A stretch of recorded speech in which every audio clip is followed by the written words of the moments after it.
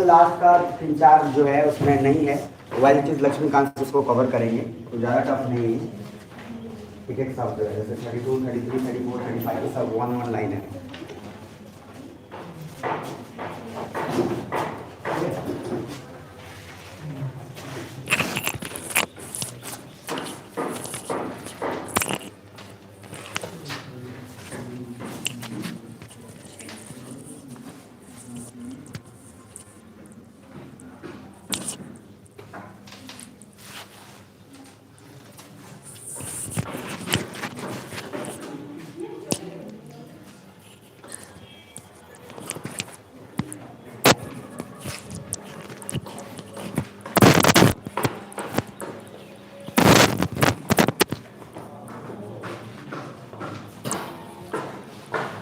चलिए आज ये सभी लोग शुरू करते हैं धनाधन।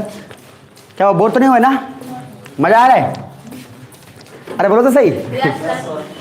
लाइफ में कभी मतलब 4-5 घंटा पढ़े नहीं हो ना, मतलब पढ़ लो थोड़ा। आर्टिकल 25 से आगे कवर करेंगे और सबसे इम्पोर्टेंट है। क्यों पता है क्यों? धर्म से जुड़ा हुआ पहले हम पढ़ाए थे आपको, secular state, active secular state, वो सब पढ़ाया था, तो ये सब मजा आएगा।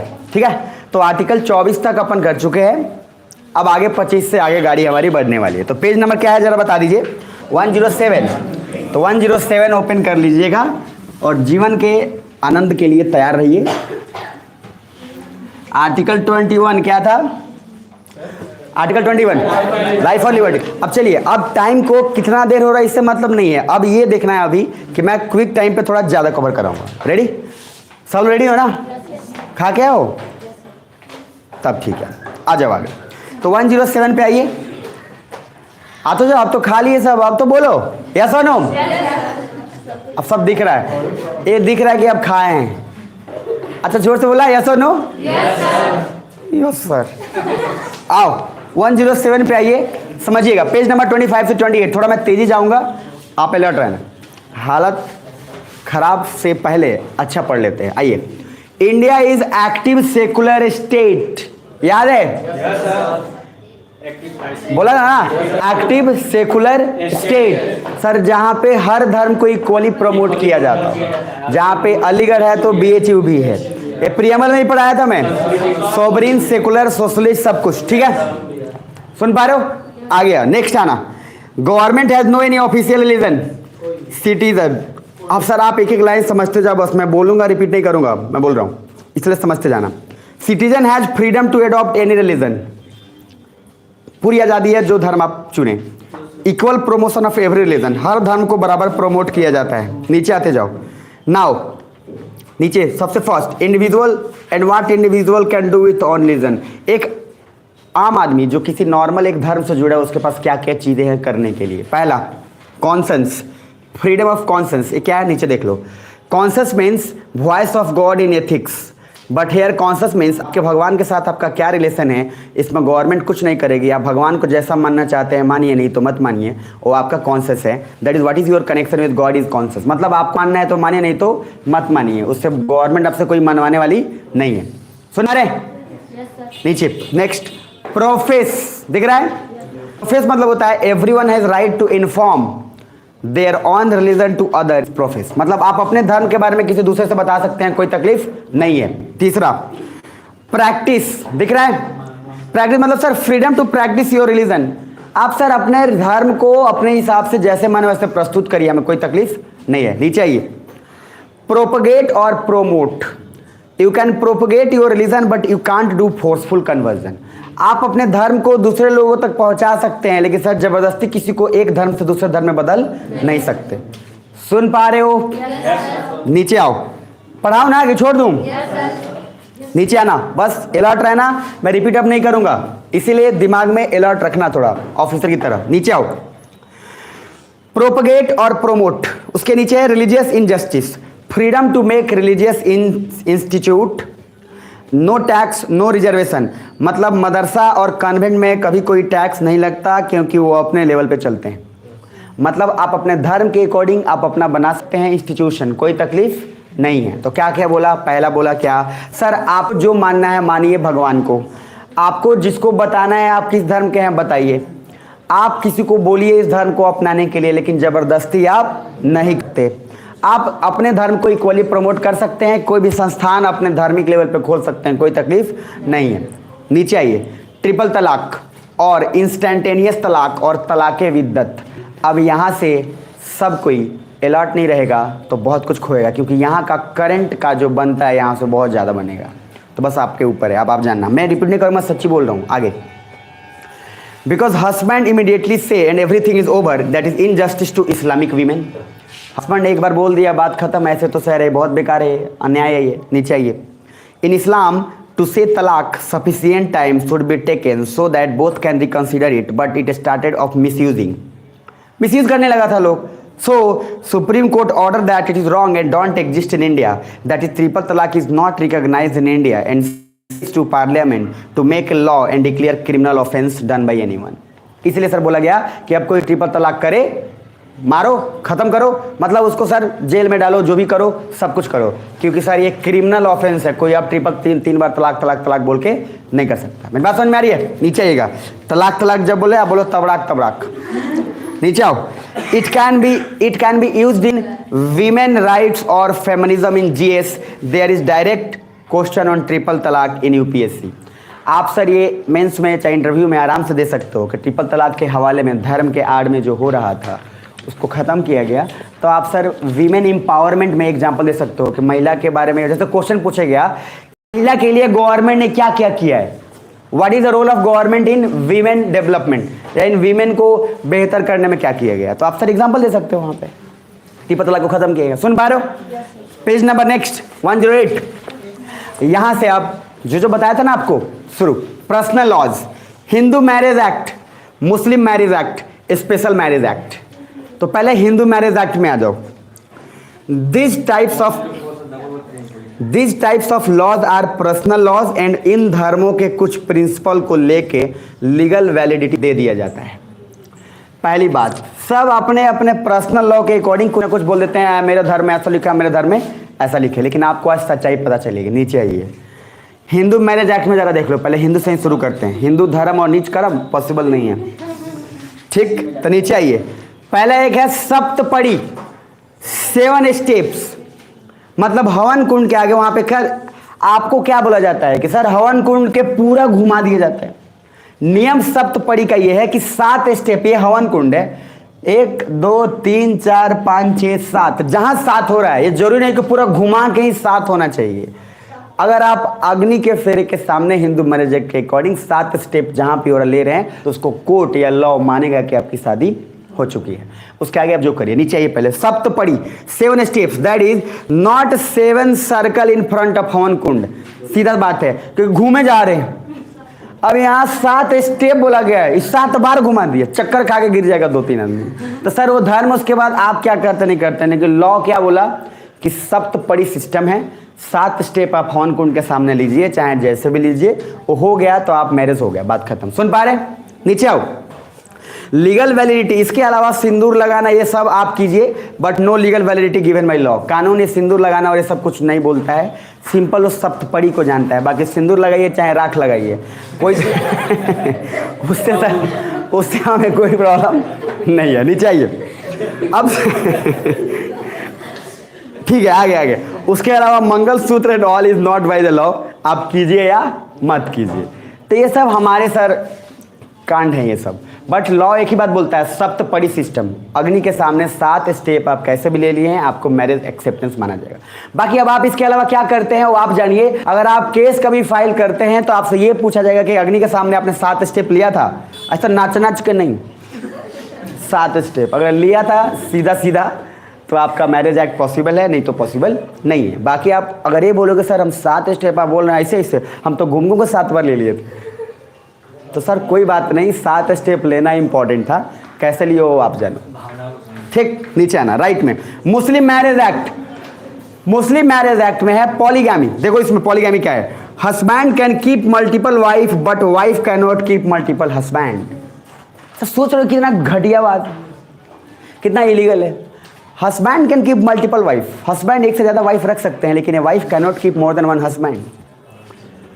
तो ये सर धर्म के आड़ में ये सब आपको भी सोच के ना आपको शर्म आएगी कि किस सोसाइटी में जी रहे हैं आप लोग और कैसे कैसे भावनाओं को लोग मान कर रहे हैं। ये बहुत कचड़ा सिस्टम आपको समझ में आएगा। अभी देखिएगा, देखते जाइए, जरा नीचे आओ। उसके बाद लास्ट में देखोगे कि स्पेशल मैरिज एक्ट होगा। सर हर धर्म अपने अपने हिसाब से मैरिज एक्ट बना लिया। हिंदू ने ये बोला, मुस्लिम ने ये बोला कि ये रख सकते हो, रख सकते हैं। अरे तुम हो कौन बे? और लॉ इज ऑलवेज क्या, ग्रेटर देन पीपल। तो लॉ ने सोचा क्या, ये सब क्या कर रहा है हरामखोर लोग, ये सब अपने हिसाब से बना के और समाज को कर रहा है बर्बाद। उसके आड़ में सब अपना अपना हित साध रहे हैं। अच्छा ये बताइए कहाँ का रूल है भाई कि हस्बैंड 4 वाइफ रख ले और वाइफ अगर एक शादी के अलावा दूसरा भी करना चाहे तो सर ये बेकार है। ये कहाँ का, कौन नियम बना दिया भाई तुम? तो सर ये गलत। अब इसने क्या बोला, ना हिंदू मैरिज एक्ट रहेगा ना मुस्लिम मैरिज एक्ट रहेगा, एक नया लॉ बनाया जाएगा। उस लॉ के तहत देखा जाएगा क्या है क्या नहीं है। वो क्या होगा नहीं होगा वो मैं बताऊंगा। सुन पा रहे हो? नीचे आओ। उसमें देखो स्पेशल मैरिज एक्ट के नीचे जैसा जूरी ट्रायल लिखा होगा। जूरी ट्रायल होता है like in Hollywood, husband and wife दोनों जूरी को अपने फेवर में खींचने की कोशिश करते हैं। जूरी ट्रायल में होता है कि जब हस्बैंड और वाइफ का मान लो जम नहीं रहा है कुछ, तो वहाँ पे आप देखोगे तनु वेट्स मनु मूवी देखे होगे कहीं, तो तनु वेट्स मनु रिटर्न्स में आप देखोगे तो उसमें कंगना रनौत लड़ रही होती है और वो हस्बैंड भी वो बोल रहा होता है। वो अपना दोनों उसके सामने एडवोकेट और वकील के सामने अपना बात बोलते हैं, अपना पक्ष रखते हैं कि ये हमको फ़ोन नहीं देता है, ये हमसे फ़ोन छुपा, मतलब अपना अपना बात रखते हैं ताकि सर जो जिसके फेवर में जिसको बात ठीक लगे वहाँ डिसीजन उसके हिसाब से दे दिया जाता है। तो उसको बोलते हैं जूरी ट्रायल। सुन पा रहे हो सर? अच्छा इंडिया में ऐसा नहीं है, तो सामने वाला सुनने वाला जो है ना पागल हो जाएगा। वो बता दे रहा हूँ मैं। अब लोग हम गए थे ऐसे ऐसे बात है, खुरपी नहीं दिया हमको तो हम हंसो उठा कर दिए। आ जाओ नीचे। Divorce according to law divorce can be taken on following reason. पहली बात सर इधर कानून किस किस बातों पे डिवोर्स लेने के अलाउ करता है पहले वो समझो। ये नहीं कि सर हम चादर बिछाने गए तो चादर की जगह पे तकिया के खोल बिछा के बराबर कर दिया तो हम डिवोर्स लेना चाहते हैं। कुछ लीगल ग्राउंडेड होना चाहिए जो दिया गया। पहले देखो, सुन पा रहे सब? तो पहले आपको हिंदू मैरिज एक्ट के अकॉर्डिंग ये बताया गया कि डिवोर्स कौन कौन ले सकता है। फर्स्ट कंज्यूमेशन, अगर if husband and wife can not be physical then they can divorce. अगर हस्बैंड और वाइफ फिजिकली इंटीमेट नहीं हो सकते तो उनको डिवोर्स दे देना चाहिए। दूसरा, imagine a girl without any consent got married and she is married rapely and she has stigma कि शादी बचाने के लिए बहुत कुछ सहन करती है and this is wrong and उसको पता भी नहीं है कि उसकी शादी किससे हुई है। ये क्यों मैंने लिखा है कि सर अगर हस्बैंड और वाइफ अगर आपस में फिजिकली इंटीमेट सकते तो उनको डिवोर्स दे देना चाहिए। सर सोचो व्हाट अबाउट उनके बारे में जिनका अरेंज मैरिज शादी होता है और अरेंज मैरिज शादी उनके पास सर पता तो नहीं है कि लड़का कैसा है, चाहे लड़का को भी नहीं पता है कि लड़की कैसी है, और उसके बाद अगर कुछ भी होता है तो ज़्यादा तनाव सर लड़की पे रहता है कि अगर लड़की अगर ज़्यादा, क्योंकि अगर हस्बैंड अगर बुरा नहीं सर ज़्यादा बताना नहीं चाहिए किसी को कि मेरा हस्बैंड बुरा है, वो तो वही बोले कि मेरा पति मेरा देवता है। लेकिन सर वो भला है बुरा है जैसा भी है, मेरा पति मेरा देवता है। लेकिन सर वो देवता तो जरूरी थोड़ी है सबका पति क्या है देवता। सर आप सोच के कोई एक लड़की इधर जनरली क्या होता है, कुछ जगहों पे होता है जहाँ लड़का शादी होने के बाद लड़की के यहाँ जाता है, वहाँ अपोजिट चलता है। यहाँ पे यूजुअली सिस्टम में बनाएंगे कि लड़की वापस आती है। आप सोचो एक लड़की जो अपने घर पे इतने सालों से रही, सब कुछ की और सब कुछ कंपनी छोड़ के वापस उधर, सर उसके लिए सोचो कितना बड़ा स्टिग्मा होगा। एक तो वहाँ का माहौल सहना, उसके बाद पति निकल गया हरामखोर। अब ये जो चीज़ है ये सर अगर एक गैम्बलिंग नहीं है तो क्या है, कुछ सियोरिटी है क्या इसका? सर कोई सियोरिटी नहीं है। आपको मैं रिकॉर्ड और डेटा बताऊंगा। ऑलमोस्ट 40 to 50% मैरिजेज सिर्फ इसलिए चल रहे हैं क्योंकि औरत सहन करके उसको चला रही है। उसका पति कुछ नहीं कर पा रहा, उसके पति में प्रॉब्लम है, उसके पति का अलग अलग है, लेकिन औरत उसको फिर भी करके चला रही है कि नहीं आज समाज में बुरा ना हो जाए। समझ पा रहे हो? तो सर लीगल पहला ग्राउंड इफ नॉट कंज्यूमेबल, अगर इफ बोथ हस्बैंड और wife cannot be intimate they can't be physical, उनको डिवोर्स दे सकते हैं। अभी मैंने जस्ट थोड़ी देर पहले बताया कि केरला में मंत्री जिनकी वाइफ 8 साल से उसको टच करने दी तो उसने केस किया और उसने बोला कि अगर नहीं है तो आप सोच के अब आपको पता चलेगा कि लीगल लॉ क्या है। आपको ये पता चलेगा ना कि सर वो डिवोर्स ले सकता है कि नहीं ले सकता है, क्योंकि सर क्या बोला अगर आप इंटीमेट और फिजिकल ले सकते तो आप ले सकते हैं। तो उसका क्या रीजन है, नहीं तो उसको जवाब देना पड़ेगा। नीचे आओ सर, दूसरा इधर राइट साइड में आना। इन पारसी, रुस्तम मूवी देखे हो? रुस्तम मूवी में देखे ना आप, ये रियल देखो। इन पारसी, रुस्तम मूवी में लिखा मैंने, Parsi in less population and largely इन बॉम्बे। पारसी लोग बहुत कम पॉपुलेशन में, काफ़ी कम, और ज़्यादातर ये बॉम्बे में कुछ एरिया में सीमित हैं। बहुत कुछ आएगा अभी, देखना नीचे। And our law is so great that for Parsi different court that is Parsi matrimonial court. Sir सोचो, इतना कम मुट्ठी भर लोग हैं, उसके लिए भी हमारा कानून उनके लिए अलग कोर्ट बनाया हुआ है। सोचो सर, ये इसलिए हमारा लॉ है भी, हम सबका सोचते हैं। हम सोचो, इंसान को छोड़ो, जानवर का सोचते हैं सर। हम उस जगह पे नेशनल पार्क या उस जगह पे कुछ चीज़ें रोड नहीं बनाए जहाँ पे बहुत सारे पक्षियाँ आती हैं, और पाकिस्तान ऐसा है जहाँ पे पक्षियों को खाकर अपना स्टैमिना बढ़ाने की कोशिश करता है। सर फर्क है नीयत में। सुन पा रहे हो? सब नीचे आना था। पारसी के लिए सर एक कोर्ट है स्पेशल, जरा देखना, वहाँ पे नाम आपको आएगा एक नया। वहाँ पे पारसी लोग का नियम अलग है, और वहाँ पे मैट्रिमोनियल कोर्ट है जहाँ आज भी जूरी ट्रायल होता है। अब जूरी ट्रायल क्या है बता दिया हूँ। और इंडिया में उसमें आप देखोगे तो अक्षय कुमार खुद अपना केस लड़ रहा है। रुस्तम मूवी देखे होगे जो लोग, तो उसमें अक्षय कुमार खुद अपना बन के लड़ रहा है, अपना पक्ष खुद रख रहा है। नीचे आना।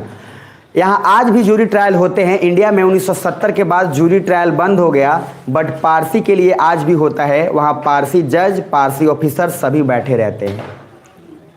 सुन पा रहे हो सर? कानून देखो, मतलब छोटे इतने कम लोगों के लिए भी इतना कुछ है। नीचे आओ सर, नाम एक बोलने आ रहा हूँ मैं, जस्टिस चंद्रचूड़ सिंह। अब सर आ गया ना, आज भी नोट, जस्टिस चंद्रचूड़ जो अभी सुप्रीम कोर्ट के जज हैं, सबसे यंगेस्ट हैं, and for long duration he will become CJI, because Bombay high court में भी ये जज रह चुके हैं। एडिशनली ये पारसी मैट्रिमोनियल कोर्ट भी चलाते थे। जैसे एक आदमी को 2 पावर मिल सकता है, जैसे लेफ्टिनेंट गवर्नर है तो बोल देगा कि तुम दिल्ली का भी रहो, और तुम मान लो बोल देगा पौंडीचेरी का भी रहो। कार्यवाहक होता है सर, जब कोई नहीं रहता है तो आप 2 पावर तो मिल ही जाता है। सुन पा रहे हो? तो चंद्रचूड़ बॉम्बे हाई कोर्ट में थे, लेकिन पारसी मैट्रिमोनियल जो कोर्ट है उस कोर्ट में भी उसका संभालते थे कौन? जस्टिस चंद्रचूड़। और सर और किसी का आप नाम सुने नहीं सुने, जस्टिस चंद्रचूड़ का नाम ना बहुत लोग सुने हुए हैं। उसके पीछे कारण है, ये बहुत कम एज से ही सर इससे जुड़ा हुआ है, बहुत कम एज से, और चीफ जस्टिस ऑफ इंडिया बनना तय है। नीचे आइए। Because every religion rituals has some problem, so government has made UCC। इधर इधर इधर सर, हर धर्म का अपना अपना प्रॉब्लम, और हर धर्म के हिसाब से इंसान प्रताड़ित। तो गवर्नमेंट ने क्या सोचा, इस सारा धर्म इधर ताक पे रखो, एक लॉ बनाओ जो सबके लिए कॉमन हो, उसको बोला गया UCC, यूनिफॉर्म सिविल कोड। क्या बोलेगा? यूनिफॉर्म सिविल, जिसके तहत हम एक नियम बनाएंगे जो नियम सब पे लागू होगा और उतना सबको फॉलो करना पड़ेगा। सही भी है, ये तो सब अपने अपने हिसाब से धर्म की आड़ में। ये बताओ, ये वाइफ हस्बैंड, ये फिर ये फलाना गाना, अभी तो छोड़ो, अभी देखो अभी क्या मिलने वाला है। देखो नीचे आओ सर, शर्म आएगी आपको और कुछ लोगों को हंसी आएगी, लेकिन उससे ज़्यादा शर्म आएगा। आप देखिएगा, आपकी गलती इसमें नहीं है, किसी की भी गलती नहीं है, लेकिन सर मान लेना हमारी गलती है, ये याद रखिएगा। पढ़े लिखे लोग मान लेते हैं वो गलती उनकी होती है। इस दुनिया में मैंने बोला क्राइम इसलिए नहीं है कि बुरे लोग क्राइम करते हैं, क्राइम इसलिए है क्योंकि अच्छे लोग बुरे को बढ़ाते हैं आगे और बुरे को बर्दाश्त करते हैं।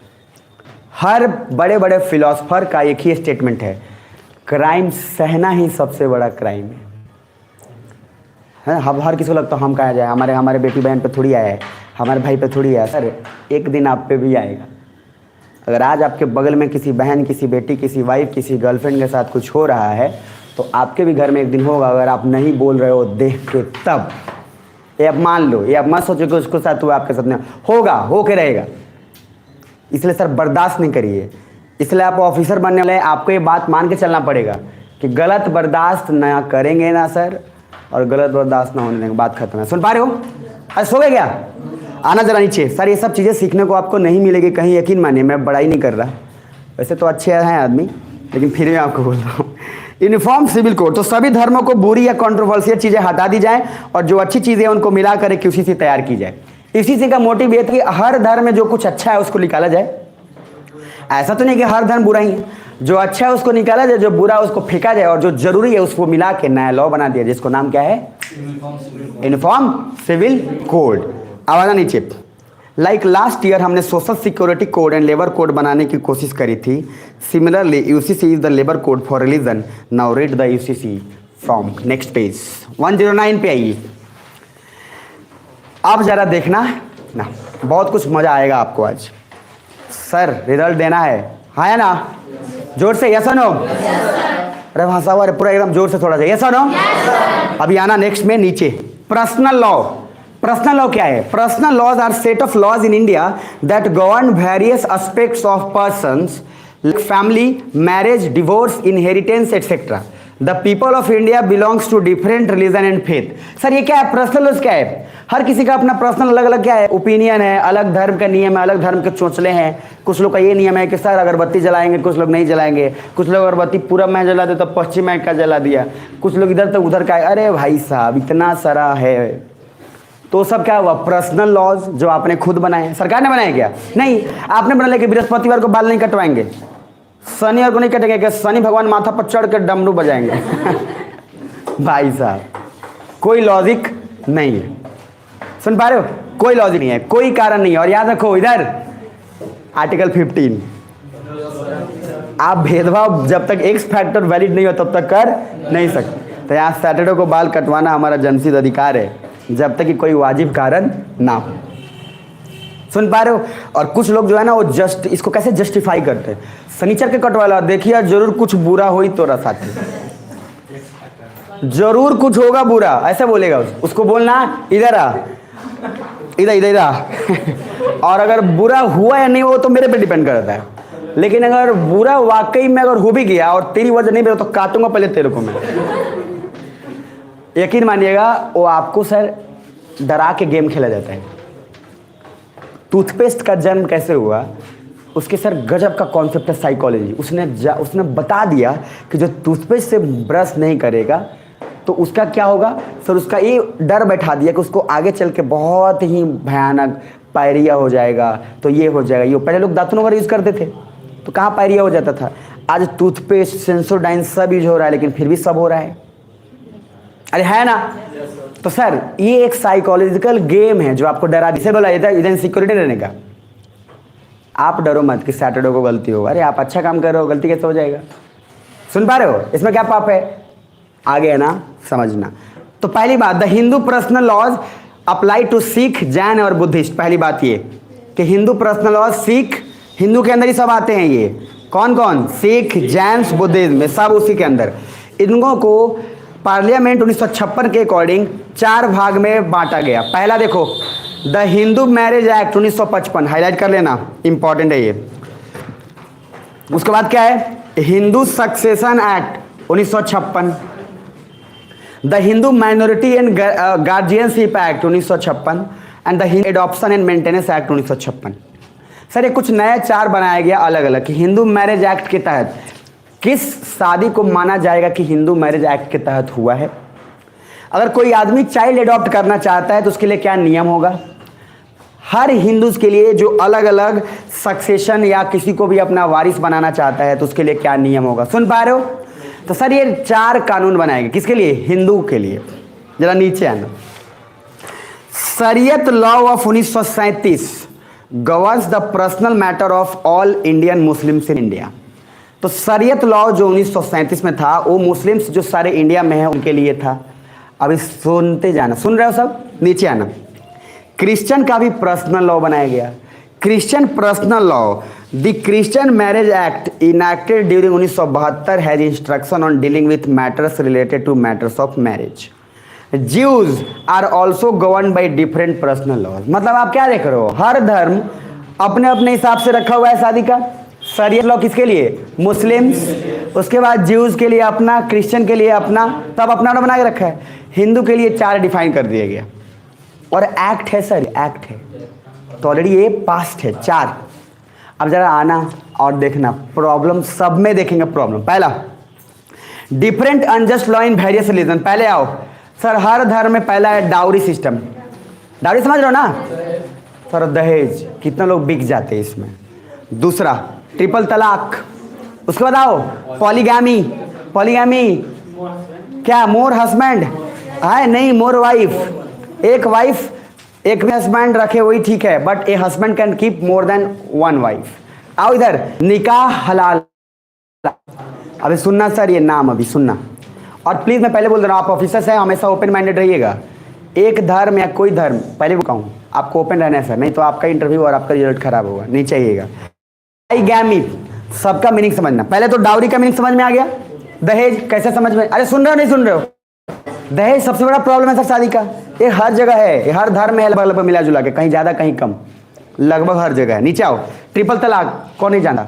मुस्लिम women have no similar right to talaq. कमाल की बात है, she would need to go to Darul Qaza and prove the atrocities committed by her husband in order to get a divorce. Sir अगर हस्बैंड 3 बार तलाक तलाक बोल दे तो तलाक हो जाएगा, लेकिन वाइफ 3 बार तलाक तलाक बोले तो नहीं होगा।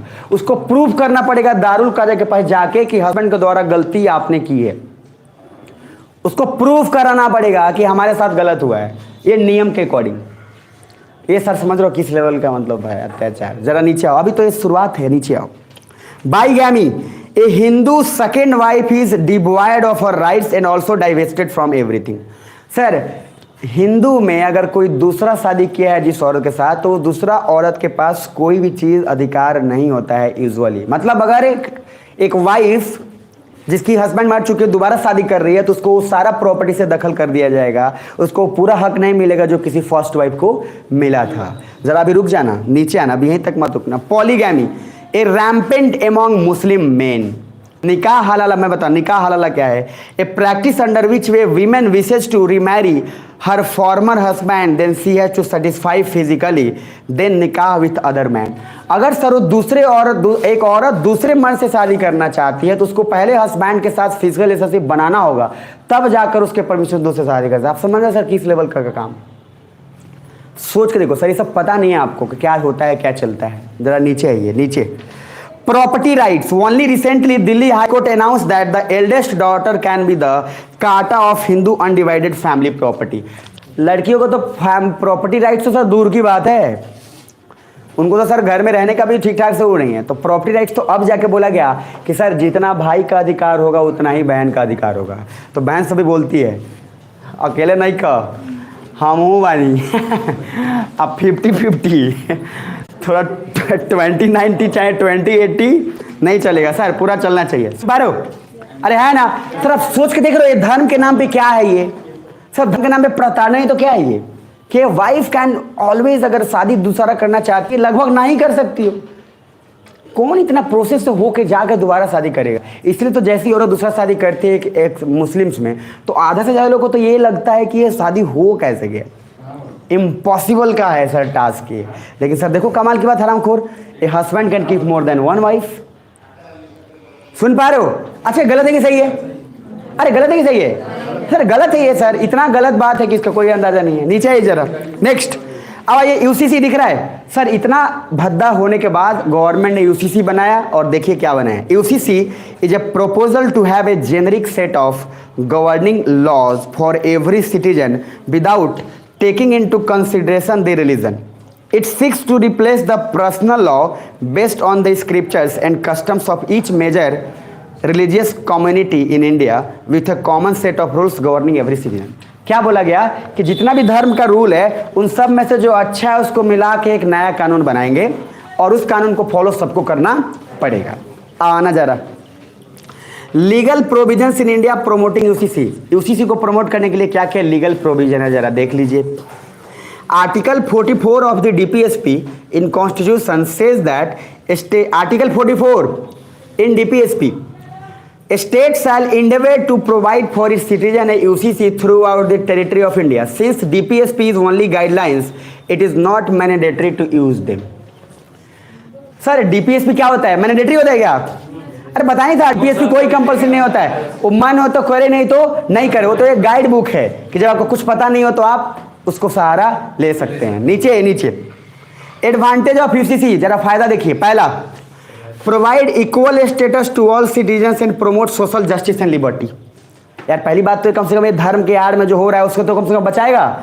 दूसरा, प्रोमोट जेंडर पैरिटी, कम से कम ये जो औरतें का सिर्फ है शोषण हो रहा है, हस्बैंड रख सकते हैं, कम से कम इससे तो बचाएगा भेदभाव से। दूसरा, the right of women are usually limited under religious law, it Hindu और मुस्लिम्स। हर जगह हिंदू और मुस्लिम्स में देखा जाए तो औरतों का लगभग अधिकार सीमित ही रूप से है, ज़्यादा उनका है नहीं।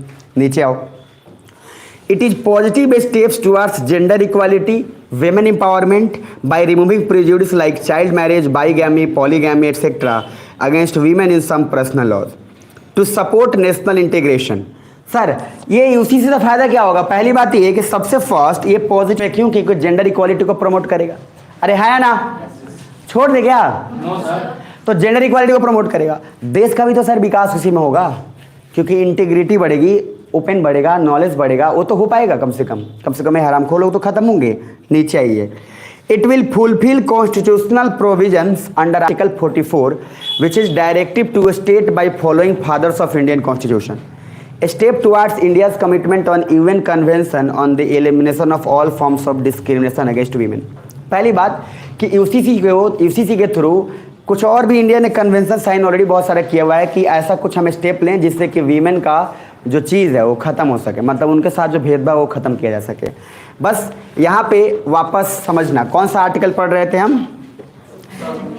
ये 25 से लेकर 28 तक। ये 25 में मैंने आपको बताया कि सर हिंदू मैरिज एक्ट और क्या था? मुस्लिम marriage act, special marriage act. Hindu marriage act में क्या था? सप्तपदी, 7 स्टेप्स। और सर 7 स्टेप्स क्या नच के? नहीं सर, 7 स्टेप्स हो गया तो उसको मान लिया जाएगा।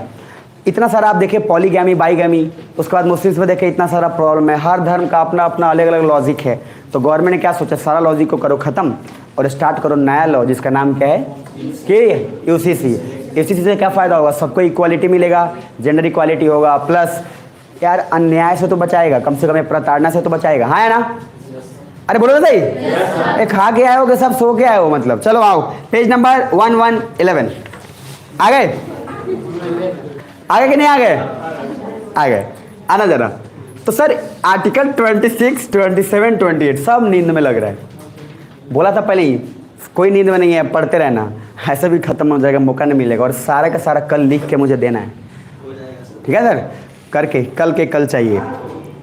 बस याद रखना, तैयार रहना आप, और कुछ नहीं, मैं सच्ची बता रहा हूँ, तैयार रहना। जिसको पढ़ना है एकदम तैयार रहो।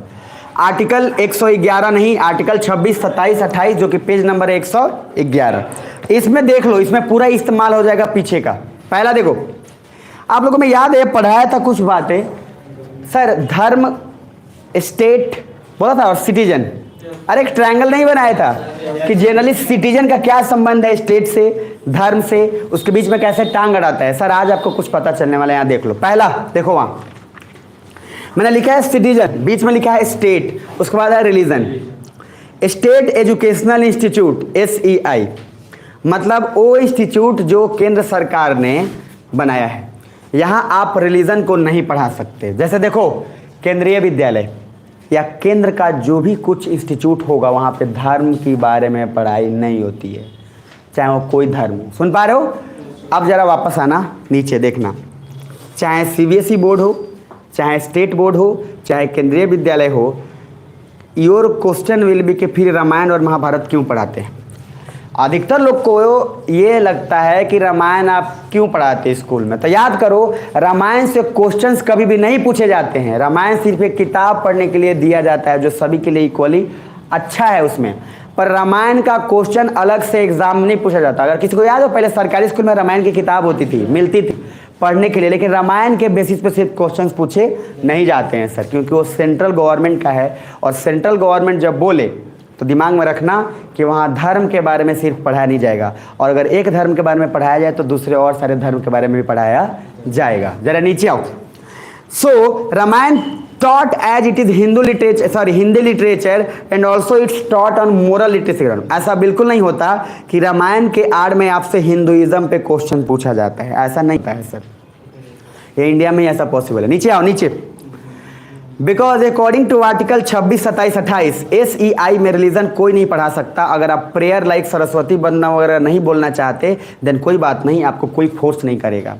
मान लीजिए आप केंद्रीय विद्यालय में हैं, आप हिंदू नहीं है, आप मुस्लिम्स हैं, क्रिश्चियन, आपको माने कि नहीं सर हम नहीं बोलना चाहते, आप मत बोलिए, कोई प्रेशर वहाँ नहीं करता है।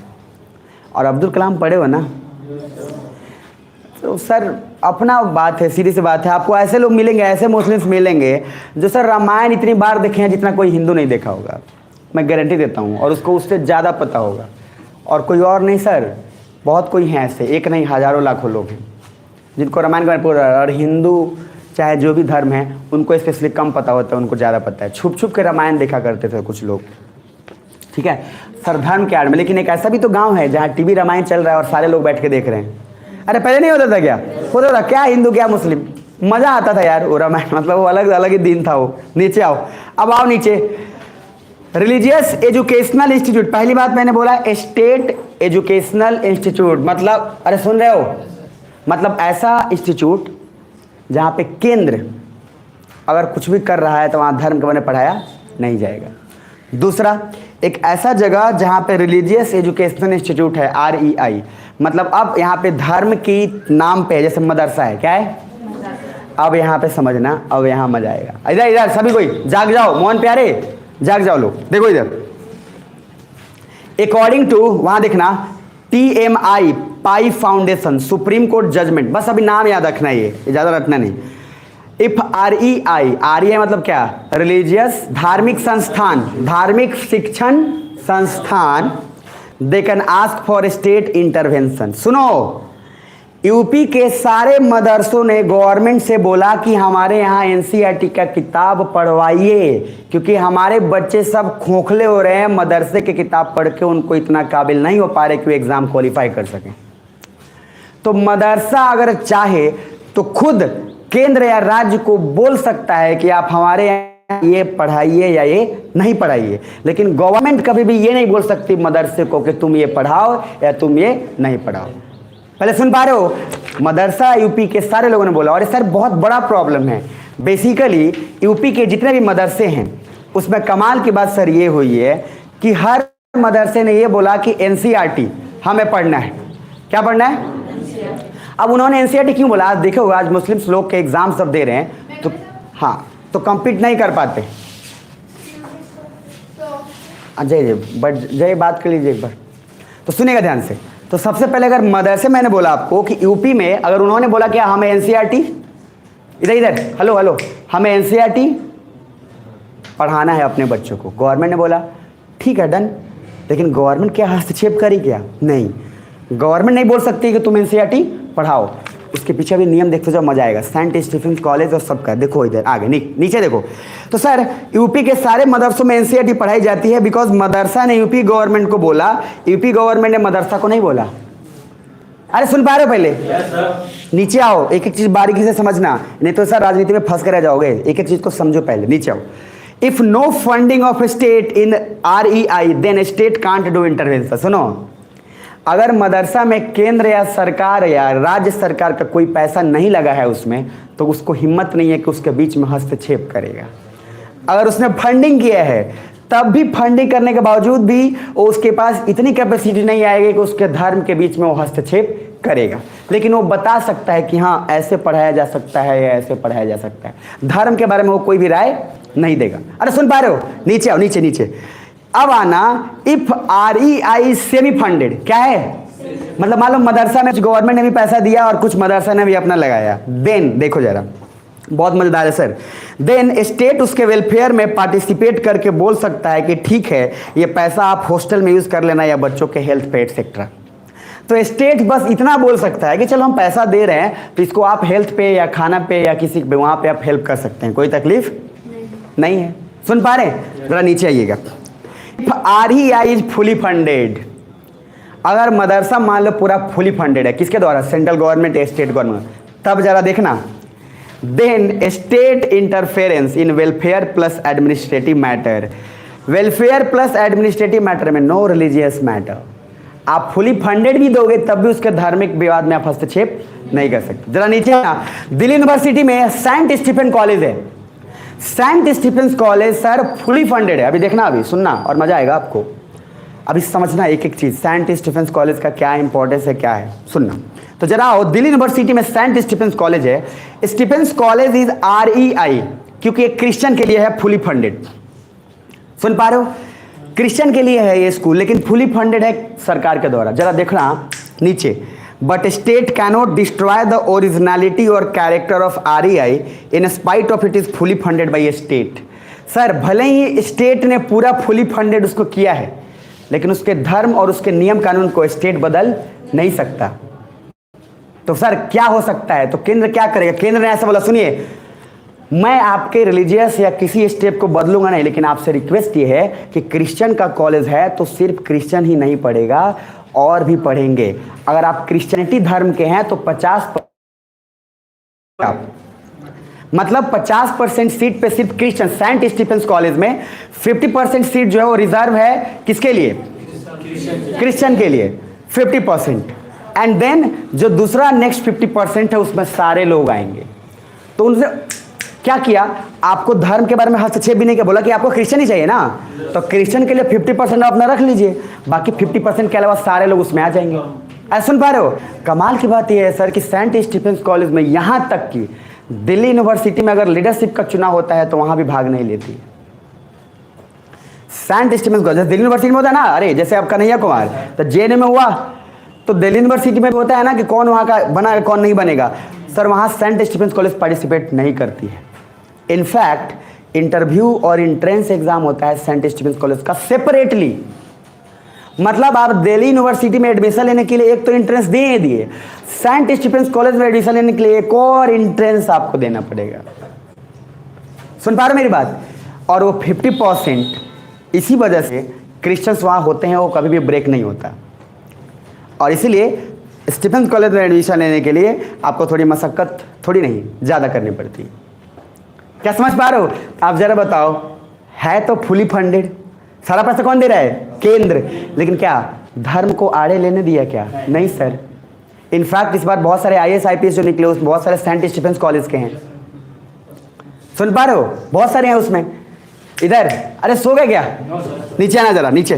तो दिल्ली यूनिवर्सिटी में Stevens College is REI for Christian and fully funded, but state cannot destroy the originality or character of REI in spite of fully funded. So state has to ask their will and keep their originality. So in Stephen College 50% for Christian and 50% for others.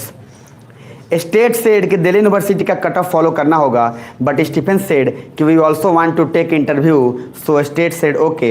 इसलिए in Stephen college DU का cut off plus interview दिया जाता है, तब जाके admission होता है। उसमें इंटरव्यू सेपरेटली लेता है वो सेंट स्टीफेन कॉलेज। मतलब आप इंट्रेंस से आप पास कर गए दिल्ली यूनिवर्सिटी के, लेकिन आप सेंट स्टीफेन में अगर चाहते कि एडमिशन हो तो आपको सेपरेटली इंटरव्यू लिया जाएगा। सुन पा रहे हो? नीचे आओ जरा। Stephen will not participate in Delhi university election. नहीं पार्टिसिपेट करता है सर कभी भी saint Stephen's college Delhi university के इलेक्शन में, जबकि दिल्ली यूनिवर्सिटी के अंदर ही एक कॉलेज है वो। नीचे आओ। अगर सेमी फंडेड हो या फुली फंडेड हो, आप कभी भी किसी भी देश का सर नहीं। जैसे आप मैंने उधर राइट में देखना लिखा है, so as same in Jamia, जहाँ हिंदू भी पढ़ते हैं और BA मुस्लिम्स भी पढ़ते हैं, because you know it is centrally fully funded. अब मुझे एक बात बताओ, आप अगर सेंट्रली फुली फंडेड नहीं हो तो क्या वहाँ पे हर धर्म के लोग पढ़ सकते हैं? नहीं। इसलिए तो मदरसा क्यों बोला गया कि मुस्लिम्स के लिए? क्योंकि मदरसा फुली फंडेड सेंट्रल गवर्नमेंट का नहीं है। तो जब मदरसा फुली सेंट्रल गवर्नमेंट का नहीं है, इसीलिए मैक्सिमम एक पर्टिकुलर धर्म से है जो कि मुस्लिम लोगों के लिए, तो इसलिए वहाँ मुस्लिम्स मिलेंगे आपको। लेकिन अगर वही मदरसा सेंट्रल गवर्नमेंट के आ जाए अंडर में, तो सेंट्रल गवर्नमेंट एक पहली बात, अच्छा सर एक बात जान के रख लो, मुस्लिम्स लोगों का जो एजुकेशन सिस्टम है उसको बर्बाद करने के पीछे उनके धर्म के जो कुछ नियम है वो आड़े आ जाता है बार बार। अब सर उसमें ऐसी किताबें आउटडेटेड पढ़ाई जा रही है मदरसा में, जिससे कि कभी भी वो कम्पीट नहीं कर पाएंगे यहाँ पे आते आते। अब यहाँ आते हैं तो उनको मुश्किल और फ्रस्ट्रेशन होने लगेगा कि मेरा एग्जाम नहीं निकल रहा है। इसीलिए आप देखेंगे कि बहुत ही कम लिमिटेड मुस्लिम्स हैं जो बहुत बड़े बड़े ओहदे पोस्ट पे हैं, बहुत ही लिमिटेड हैं, क्योंकि उनका सर बैकग्राउंड ही खराब कर देगा। अब्दुल कलाम क्यों सक्सेसफुल हुए? वो कौन सा मदरसा में जा रहे थे? Sir he went to the college, he went to the school, he went to the every school जहां पे वो फॉलो किया जा रहा था। मदरसा के चक्कर में नहीं पड़े हो। आप समझ पा रहे हैं? तो सर ये नहीं बोल रहा कि मदरसा अच्छा है बुरा है, लेकिन सर अगर आपके 100 में से मात्र 2 लोग सक्सेसफुल मदरसा में हो रहे हैं तो रेशियो तो ठीक नहीं है ना? अगर 100 में से मान लो 50% भी सक्सेसफुल होते तो हम कह सकते थे कि मदरसा का एजुकेशन ठीक है। या किसी भी इंस्टीट्यूट का एजुकेशन ठीक है, लेकिन अगर आपका 2 नहीं हो रहा है तो कुछ ना कुछ तो दिक्कत है, ऐसा नो? तो सर सेंट्रली फुली फंडेड हो भी जाए तब भी सेंट्रल गवर्नमेंट में इतना पावर नहीं है कि वो बोले कि तुम ऐसा करो या वैसा करो। वो सिर्फ 50% सीट उनके लिए होगा। सर देखो सेंट स्टीफन कॉलेज सोचो, पूरा फुली सरकार पैसा दे रही है, फिर भी उसने धर्म को कुछ किया क्या? नहीं किया। मदरसा भी है, सब कुछ है, BHU भी है, अलीगढ़ मुस्लिम यूनिवर्सिटी भी है, सरकार ने कुछ किया क्या? नहीं किया। सर अलीगढ़ मुस्लिम यूनिवर्सिटी में जामिया मिलिया में सर आप देखोगे तो वहाँ पे आपको ज़्यादातर आम आदमी पता क्या जानता है कि जामिया में तो खाली मुसलमान ही पढ़ते हैं, हम वहाँ एडमिशन नहीं लेंगे। सच्चाई कभी देखोगे ना तब पता चलेगा आपको, ठीक है? सच्चाई भी बता देता हूँ, देख लो जरा। तो आ जाओ जरा नेक्स्ट पेज पे, जीवन का आनंद ले लो थोड़ा सा। सेंटर सेड कि okay you want Muslim community to get higher education prestigious college then it is fine, but it does not mean that other religion student नहीं पढ़ेंगे, इसलिए 50% for Muslims and 50% for Hindu. अब जामिया मिले में भी क्या है, सेंट्रल पूरा का पूरा पैसा दे रहा है, तो बोला कि आप 50% पे आप अपने मुस्लिम्स को रखिए। अच्छी बात है कि आप उनको अच्छा एजुकेशन देना चाहते हैं, लेकिन 50% आप मुस्लिम्स के लिए रखिए आरक्षण, और 50% और सभी के लिए होगा। मतलब 50% सिर्फ तो मुस्लिम के लिए हो ही गया, बाकी 50% पे और कोई फाइट करेगा। जुनैद अहमद रैंक 3, ठीक है, IAS ऑफिसर। तो जुनैद अहमद सर भी बेचारा वही बोल रहे थे, मस्त आदमी है, मैं मतलब मुझे उनसे थोड़ा और ज़्यादा मज़ा आता है। तो जुनैद अहमद भी बोले कि हम जामे में ट्राई किए, वहाँ भी मेरा नहीं हुआ, जबकि 50% आरक्षण तो मिलता है मुस्लिम्स को। बोले कि मैं वहाँ का भी कट ऑफ क्लियर नहीं कर पाया। बोले कि 12th में मेरा परसेंटेज आया था इतना कम, 60% के करीब परसेंटेज आया। मीडिया वाला हमसे पूछने आया, सर आप कैसे पढ़े, आपका रैंक 3 आ गया, आप कुछ तो अब क्या? तो बोले कि भाई 12th में 60% था, 10th में फेल होते होते बचा था। हाँ, और बोला कि 11th का नहीं बताऊंगा। नहीं तो मीडिया वाला कहेगा कि पढ़ के पास हुआ है कि ऐसा ही पास हो गया, तो 11th में और बुरी तरह से फेल हुए। तो बेसिकली मीडिया वाले को जब कोई मसाला नहीं मिल कर आए, नहीं 11th पढ़ा ना 12th, ग्रेजुएशन में कितना? बोला 65%। बोला कि बड़ा उड़ा है कि सही किया, तो बाद में छाप दिया 60% वाला बना IAS टॉपर।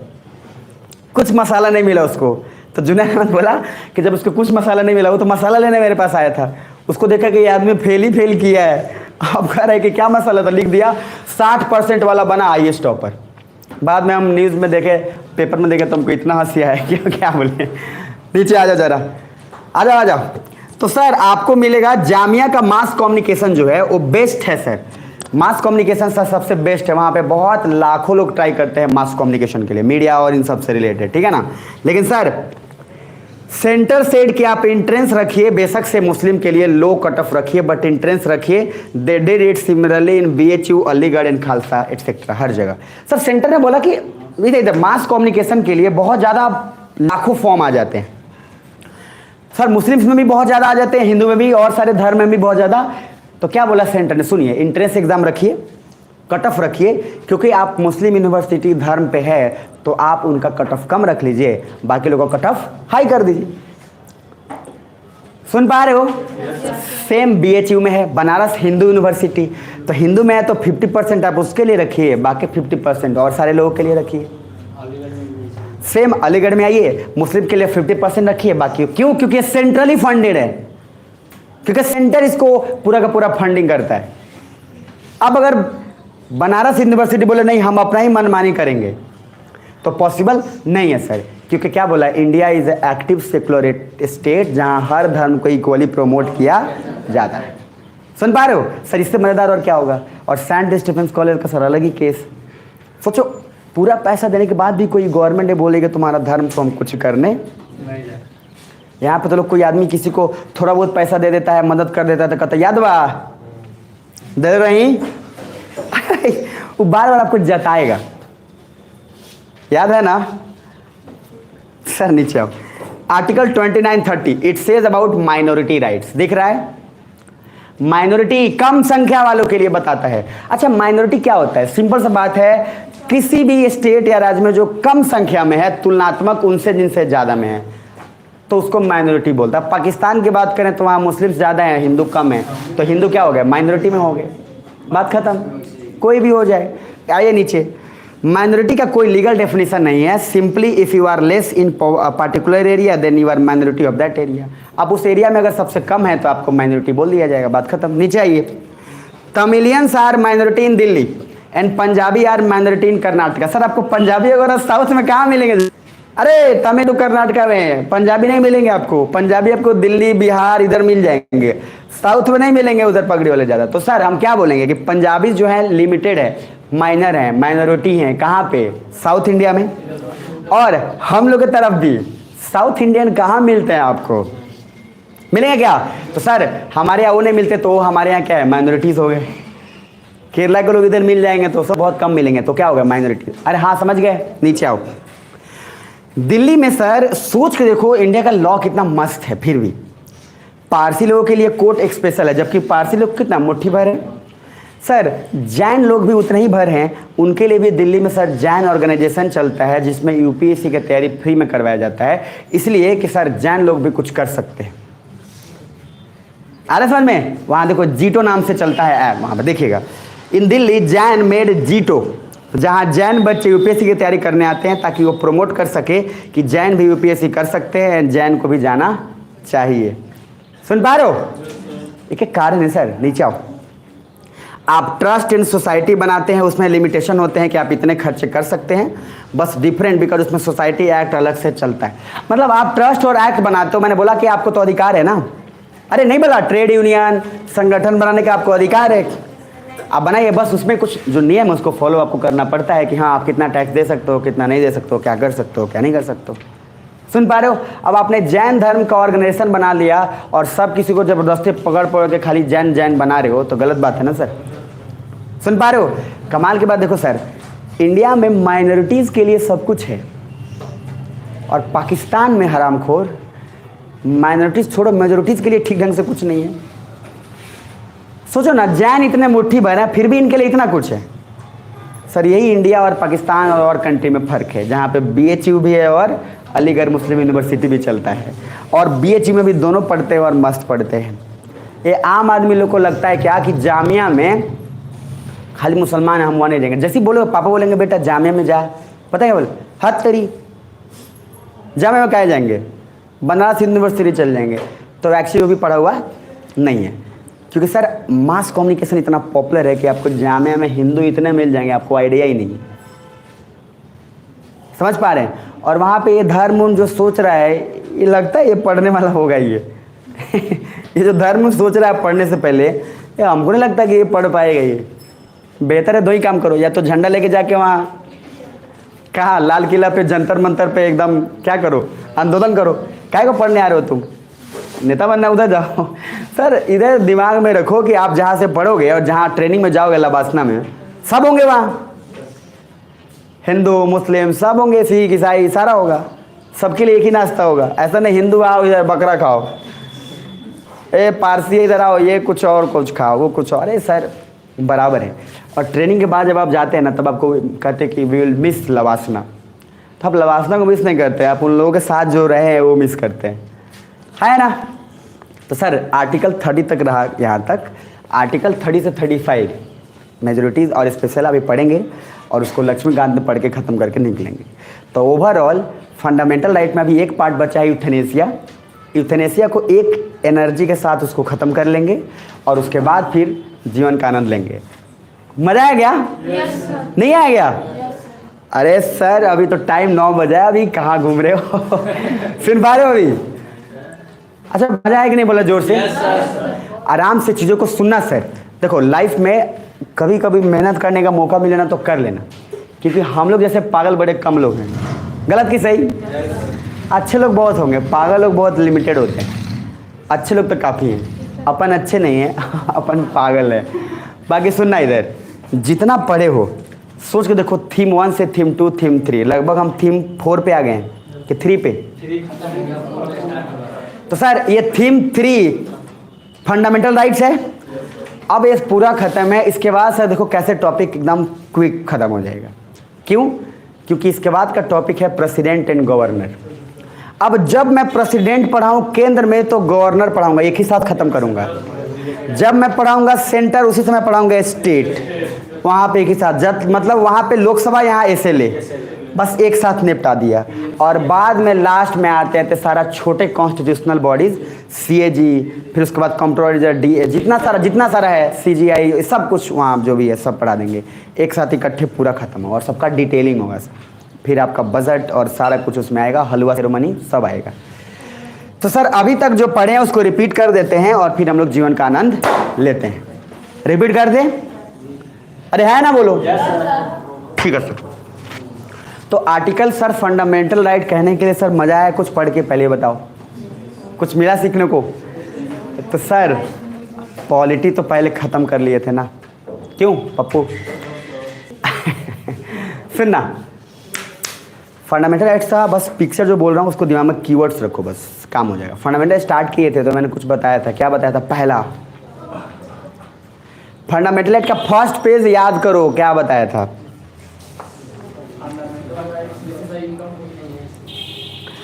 पहले फंडामेंटल राइट्स मैंने क्या बताया था आपको? 2-3 टेबल बताया था। पहला टेबल क्या था? फंडामेंटल राइट, DPSP, ये सब कहाँ से आया? इन्फोर्सेबल है, जस्टिसेबल है कि नहीं? अरे याद रखा करो यार। एक और टेबल हो गया, वो टेबल बना के सर मेरे को चाहिए, कुछ लोग भेजे थे मेरे को, कुछ लोग और भेज देना। वहाँ से शुरू करते करते हम लोग आए थे, स्टार्ट किए थे शंकरी प्रसाद वर्सेस यूनियन ऑफ इंडिया, और शंकरी प्रसाद से आते तक केशवानंद भारती केस तक, फिर कैसे गवर्नमेंट और वो लड़ रही है, पूरा याद है। और लास्ट में आते आते सर DPSP ग्रेटर कैसे हो जा रहा है फंडामेंटल राइट से, कुछ लिमिटेड कंडीशन पे। तो जो स्टेटमेंट पहले था कि फंडामेंटल राइट बड़ा होता है, ऐसा नहीं होता है, कुछ DPSP भी फंडामेंटल राइट से बड़ा होता है। यहाँ तक क्लियर? पक्का? उसके बाद आगे बढ़ते गए सर, तो उसके बाद इंडिविजुअल फंडामेंटल राइट से पहले हम आपको 2-3 चीज़ पढ़ाए, रिजर्वेशन, LGBTQ, रीट, उसके बाद अभी मैंने पढ़ाया यहाँ से पूरा एक इंडिविजुअल राइट्स 12 से लेकर 30 तक। अब इसमें 12 क्या था बता दो जरा, क्विक। आप किसके खिलाफ कर सकते हो? 13 no law can violate fundamental right. 14 equal protection of law, मतलब सारा इक्वलिटी से related, EBL, EPL, due process of law, ये सब कुछ। 15 वो वाला सिर्फ आप भेदभाव एक सी पे नहीं कर सकते। 16 आरक्षण से related. 17 untouchability. 18 title. 19 freedom of expression, संगठन बनाना, ये सारा कुछ आप कहीं भी जा सकते हो, लेकिन आर्मी रॉ में उठा के मत चले जाना। उसके बाद सर 20 क्या था? क्राइम और उससे रिलेटेड कि सर क्रिमिनल और ये क्या है आपका civil law. 21 life and liberty, education वाला बताया। 22 अब वो सर 20 का ही एक एक्सप्लेनेशन है पूरा बेहतर ढंग से क्रिमिनल का, कि सर अगर हुआ तो IO उसको इन्वेस्टिगेट करेगा, अगर वो फाइल कर दिया है तो सर उसको सिर्फ हाई कोर्ट ही खत्म कर पाएगा और कोई खत्म नहीं कर पाएगा, बाकी पुलिस का काम सिर्फ वहां से उठाकर कोर्ट तक पहुंचाना है। यहाँ तक क्लियर है? 22 के बाद फिर 23 क्या था?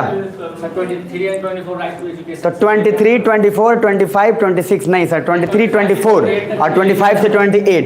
25 से 28 क्या था? रिलीजन से रिलेटेड, कि कैसे क्या है, कैसे क्या है नहीं है। 23, 24 एजुकेशन और उससे संबंधित था। अच्छा, Hindu marriage act, Muslim marriage act या फिर स्पेशल मैरिज एक्ट, सब तो पढ़ी, ये सब कुछ समझ में आया पक्का? अब सर एक चीज़ और है, वापस आपको बस यूथेनेसिया, वो यूथेनेसिया अपन ख़त्म कर लेंगे और उसके बाद इसकी कहानी होगी ख़त्म। तो सर होमवर्क ये है कि आपको पूरा का पूरा लिख लेना है और आराम से लिखने के बाद करना है। बाकी का जितना पढ़ाया हूँ सारा लिखना है रीडिंग करने के बाद, लक्ष्मीकांत पढ़ने के बाद। अब मैं पढ़ा दिया हूँ, अब लक्ष्मीकांत पूरा खींचना है, जाना नहीं है, मत पैक करिए, रुकने का। लक्ष्मीकांत अपन पढ़ेंगे। अच्छा, ईमानदारी से सच्ची में बोला, दिल से, मतलब मज़ा आया? अब सर आराम से एक बार लक्ष्मीकांत थोड़ा पढ़ लेंगे, फिर चलेंगे। निकाल लो।